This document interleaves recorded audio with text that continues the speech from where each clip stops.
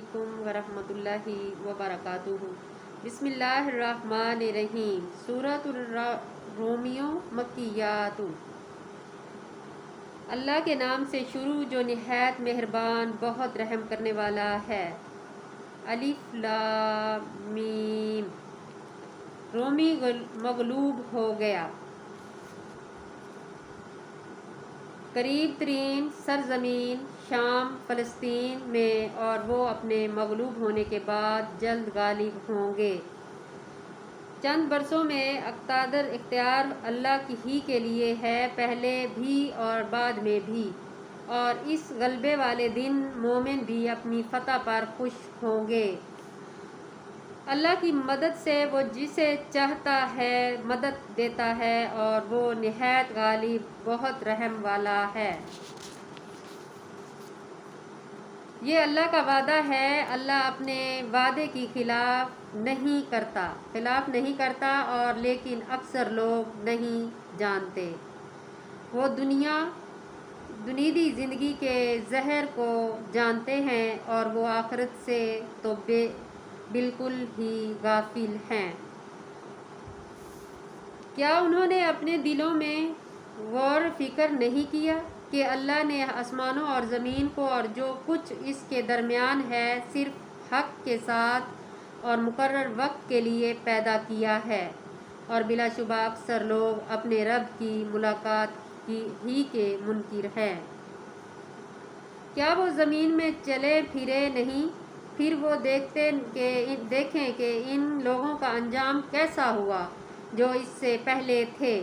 وہ ان سے قوت میں بہت زیادہ تھے، اور انہوں نے زمین کو ان سے زیادہ جوتا بویا، اور جتنا انہوں نے زمین کو آباد کیا تھا اتنا انہوں نے آباد نہیں کیا ہے، اور ان کے رسول ان کے پاس کھلی نشانیاں لے کر آئے تھے۔ پھر اللہ ایسا نہ تھا کہ ان پر ظلم کرتا، لیکن وہ خود ہی اپنے آپ پر ظلم کرتے تھے۔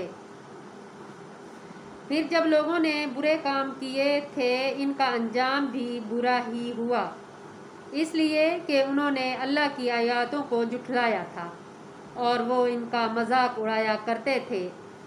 اللہ ہی پہلی بار مخلوق کو پیدا کرتا ہے، پھر وہی اسے لوٹائے گا، پھر اسی کی طرف تمہیں لوٹایا جائے گا۔ اور جس دن قیامت قائم ہوگی تو مجرم لوگ سخت مایوس ہوں گے، اور ان کے شریکوں معبودوں میں سے کوئی ان کا سفارشی نہیں ہوگا، اور وہ خود بھی اپنے شریکوں کے منکر ہو جائیں گے۔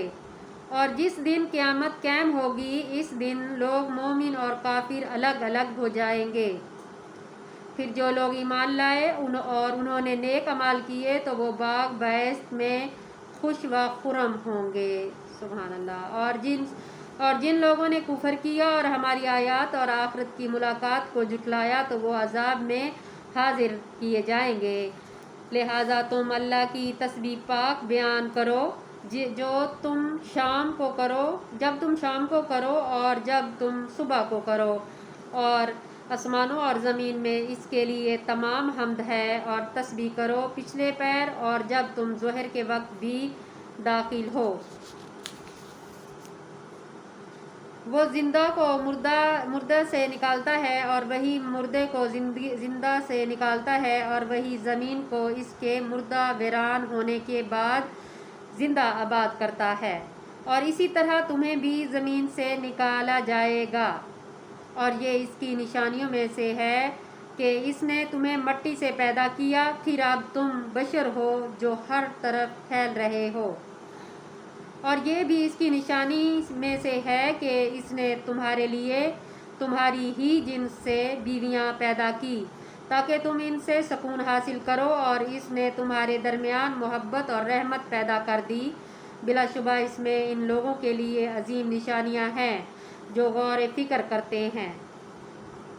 اور اس کی نشانیوں میں سے آسمانوں اور زمین کی تحقیق اور تمہاری زبانوں اور رنگوں کا اختلاف بھی ہے۔ بلا شبہ اس میں علم والوں کے لیے عظیم نشانیاں ہیں۔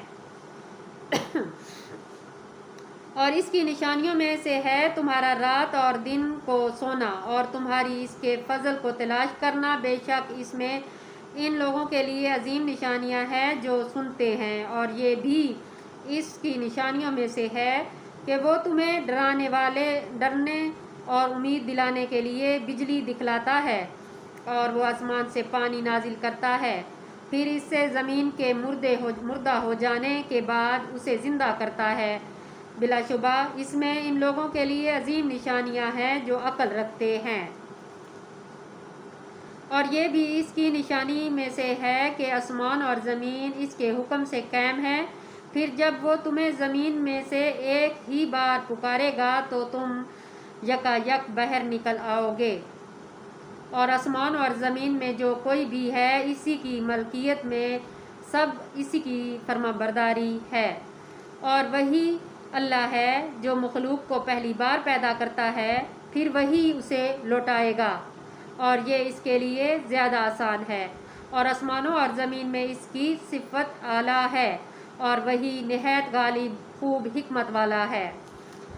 اس نے تمہارے لیے سمجھانے کے لیے خود تمہیں میں سے ایک مثال بیان کی ہے کہ ہم نے تمہیں جو رزق دیا ہے، کیا اس میں جس کے تمہارے دائیں ہاتھ مالک ہوئے ہیں شریک ہو سکتے ہیں کہ تم ان میں برابر ہو جاؤ؟ تم ان سے ایسے ڈرتے ہو جیسے اپنے ہمسائے لوگوں سے، اس طرح ہم اپنی آیات ان لوگوں کے لیے کھول کھول کر بیان کرتے ہیں جو عقل رکھتے ہیں۔ بے شک اس میں کوئی شک نہیں کہ ہر کام کے لیے عقل ضروری ہے، جس کے پاس عقل ہے تو وہ اس پہ ضرور غور کریں گے انشاءاللہ اللہ تعالیٰ کے حکم سے۔ اللہ تعالیٰ کا حکم ہو جائے تو پھر انسان کے بس میں نہیں رہتا کہ وہ کچھ اور کر لے، تو ہر وقت اللہ تعالیٰ سے پناہ مانگا کریں اور اس سے ہر وقت اپنا اچھا مستقبل مانگا کریں۔ انشاءاللہ اللہ تعالیٰ ضرور آپ کو کامیاب کرے گا۔ کوشش کامیابی ہے تو کوشش کرتے رہنا۔ میری آپ سب کے لیے دعا ہے کہ اللہ تعالیٰ آپ لوگوں کو خوش رکھے اور دین پر چلائے۔ آمین ثم آمین۔ اللہ حافظ۔